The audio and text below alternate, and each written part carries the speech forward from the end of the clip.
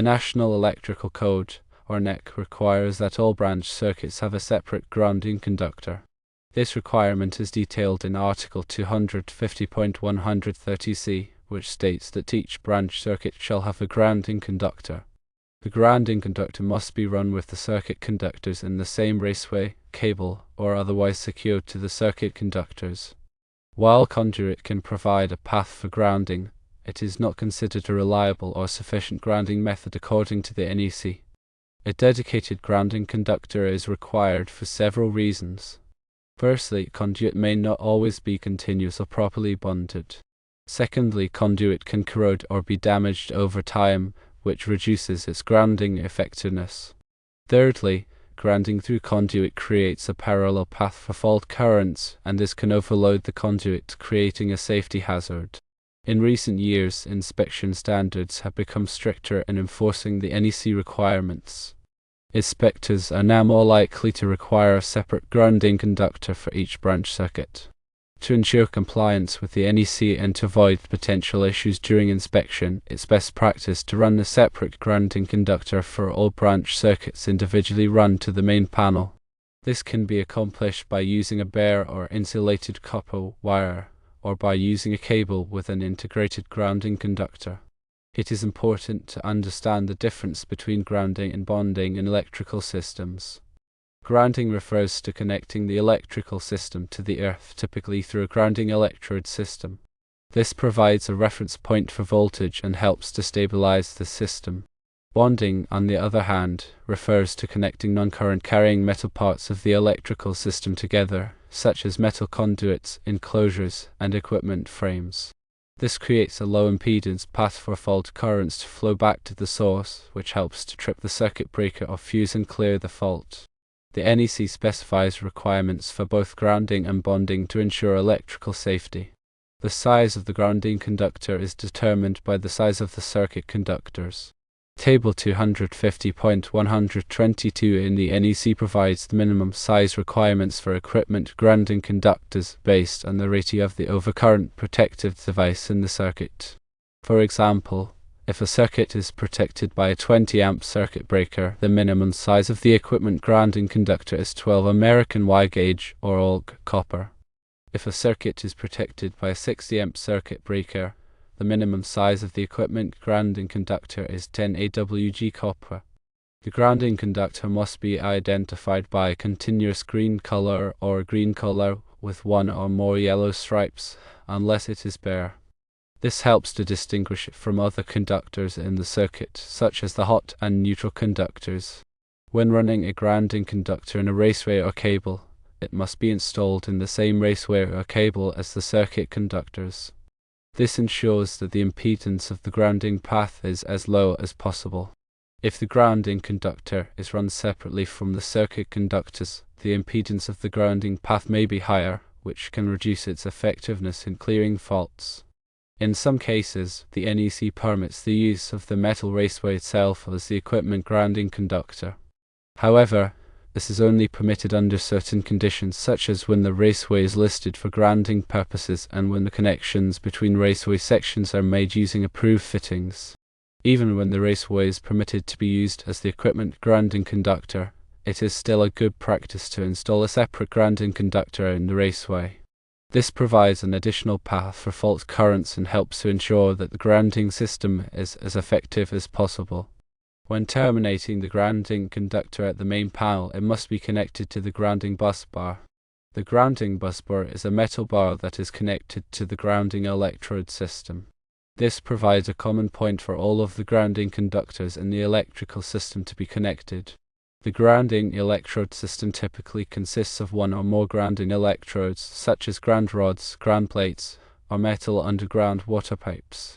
The grounding electrodes must be installed in accordance with the NEC requirements. For example, ground rods must be at least 8 feet long and must be driven into the ground until at least 8 feet of the rod is in contact with the soil. The NEC also specifies requirements for the resistance of the grounding electrode system. The resistance to ground must be 25 ohms or less. If the resistance is higher than 25 ohms, an additional grounding electrode must be installed. In addition to the equipment grounding conductor, The NEC also requires a bonding jumper to be installed between the neutral conductor and the equipment grounding conductor at the main panel. This bonding jumper provides a low impedance path for fault currents to flow back to the source, which helps to trip the circuit breaker or fuse and clear the fault. The size of the bonding jumper is determined by the size of the service entrance conductors. Table 250.102 cone in the NEC provides the minimum size requirements for bonding jumpers based on the size of the service entrance conductors. It is important to follow all of the NEC requirements for grounding and bonding to ensure electrical safety. Improper grounding and bonding can create a safety hazard and can increase the risk of electrical shock or fire. When in doubt, it is always best to consult with a qualified electrician to ensure that the electrical system is properly grounded and bonded. The inspector is enforcing a stricter interpretation of the NEC, emphasizing the importance of a dedicated grounding conductor for each branch circuit. While past practices may have allowed for combined grounds and reliance on conduit as the bonding means, the current trend leans towards stricter adherence to the code's intent for enhanced safety. There are several benefits of using a separate grounding conductor for each branch circuit. Firstly, it provides a more reliable grounding path, which can help to reduce the risk of electrical shock. Secondly, it helps to minimize the effects of electromagnetic interference, or EMI, which can disrupt electronic equipment. Thirdly, it can help to improve the performance of sensitive electronic equipment. When installing a separate grounding conductor, it is important to ensure that it is properly connected to the grounding system. The grounding conductor must be connected to the grounding busbar in the main panel, and it must be properly terminated at each outlet and device. It is also important to ensure that the grounding conductor is the correct size for the circuit. The size of the grounding conductor is determined by the size of the circuit conductors, as specified in the NEC. In addition to installing a separate grounding conductor, it is also important to ensure that the electrical system is properly bonded. Bonding refers to connecting all of the metal parts of the electrical system together, such as the metal conduits, enclosures, and equipment frames. This creates a low impedance path for fault currents to flow back to the source, which helps to trip the circuit breaker or fuse and clear the fault. The NEC specifies requirements for bonding to ensure electrical safety. All metal parts of the electrical system must be bonded together, including the metal conduits, enclosures, and equipment frames. The bonding connections must be made using approved fittings and connectors. It is also important to ensure that the bonding connections are tight and secure. Loose or corroded bonding connections can increase the impedance of the grounding path, which can reduce its effectiveness in clearing faults. When installing electrical equipment, it is important to follow all of the manufacturer's instructions. The manufacturer's instructions will specify the proper grounding and bonding requirements for the equipment.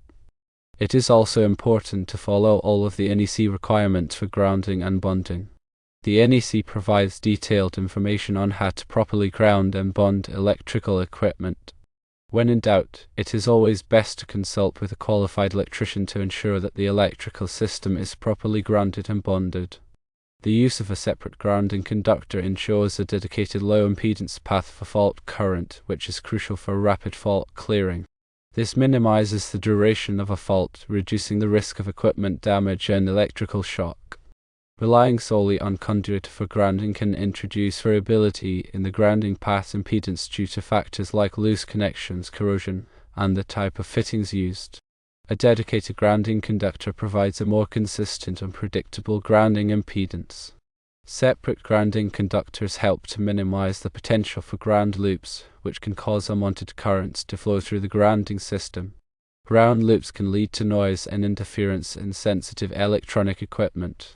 The increasing use of sensitive electronic equipment in homes and businesses has made proper grounding more critical than ever.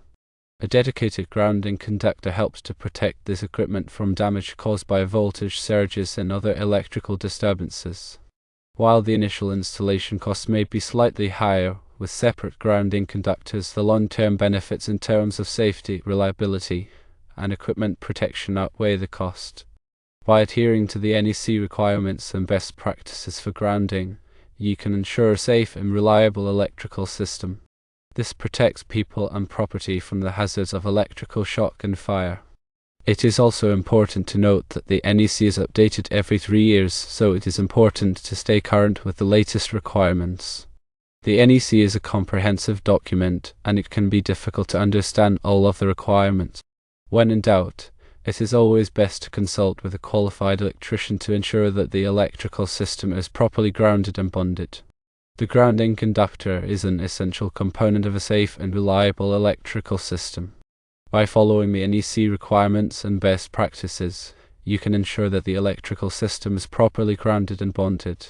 This protects people and property from the hazards of electrical shock and fire. The NEC also addresses the use of isolated ground receptacles. These receptacles are designed to reduce electrical noise and interference in sensitive electronic equipment. Isolated ground receptacles have a separate grounding conductor that is isolated from the metal box and conduit. This helps to prevent ground loops and other sources of noise and interference. The grounding conductor for an isolated ground receptacle must be run directly back to the grounding busbar in the main panel. It must not be connected to any other grounding conductors along the way. Isolated ground receptacles are typically used in hospitals, laboratories, and other locations where sensitive electronic equipment is used. The NEC also addresses the use of surge protective devices, or SPDs. SPD are designed to protect electrical equipment from voltage surges caused by lightning strikes, power outages, and other electrical disturbances. SPD are typically installed at the main panel and at individual pieces of equipment. SPD work by diverting the surge current to ground. This helps to protect the electrical equipment from damage. The NEC specifies requirements for the installation of SPD. SPD must be properly grounded and bonded to ensure that they are effective in diverting surge currents to ground. It is important to select an SPD that is rated for the voltage and current levels of the electrical system. It is also important to follow the manufacturer's instructions when installing an SPD. The NEC also addresses the use of ground fault circuit interrupters, or GFCIs. GFCIs are designed to protect people from electrical shock. GFCIs work by monitoring the current flowing in the circuit. If the current flowing in a hot conductor is not equal to the current flowing in the neutral conductor, the GFCI will trip and interrupt the circuit. This can happen if someone is touching a live wire or if there is a ground fault in the circuit. GFCIs are required in certain locations such as bathrooms, kitchens, and outdoor areas. The NEC specifies the locations where GFCIs are required. It is important to test GFCIs regularly to ensure that they are working properly. GFCI should be tested at least once a month. The test button on the GFCI can be used to test the GFCI. If the GFCI does not trip when the test button is pressed, it should be replaced. The NEC also addresses the use of arc fault circuit interrupters, or FSIs. FSIs are designed to protect people from fires caused by electrical arcs. Electrical arcs can occur when there is a break in the insulation of a wire or when there is a loose connection. FSIs work by monitoring the current flowing in the circuit. If the FSI detects an arc, it will trip and interrupt the circuit. FSIs are required in certain locations such as bedrooms and living rooms. The NEC specifies the locations where FSIs are required. It is important to test FSIs regularly to ensure that they are working properly. FSIs should be tested at least once a month. The test button on the FSI can be used to test the FSI. If the FSI does not trip when the test button is pressed, it should be replaced. It's essential to understand the role of the equipment grounding conductor in creating a low impedance path for fault currents. This low impedance allows for a quick and effective response from the overcurrent protection device such as the circuit breaker or fuse during a fault condition. A high impedance grounding path, such as one relying solely on conduit connections, can delay the response of the overcurrent protection device. This delay can increase the risk of electrical shock, fire, and equipment damage. The equipment grounding conductor provides a dedicated and reliable path for fault current to return to the source, ensuring a faster and more decisive response from the overcurrent protection device. The NEC emphasizes the importance of a low impedance grounding path to minimize the duration of fault conditions and enhance electrical safety. In addition to safety benefits, using a separate grounding conductor can improve the overall performance and reliability of electrical equipment. Sensitive electronic equipment is particularly susceptible to electrical noise and interference, which can be minimized by a properly grounded system. A dedicated grounding conductor provides a cleaner and more stable reference point for electronic circuits, reducing the risk of malfunctions and data errors. By minimizing electrical noise and interference, a well-grounded system can extend the lifespan of electronic equipment and ensure its optimal performance. The increased reliance on electronic equipment in modern homes and businesses underscores the importance of proper grounding techniques.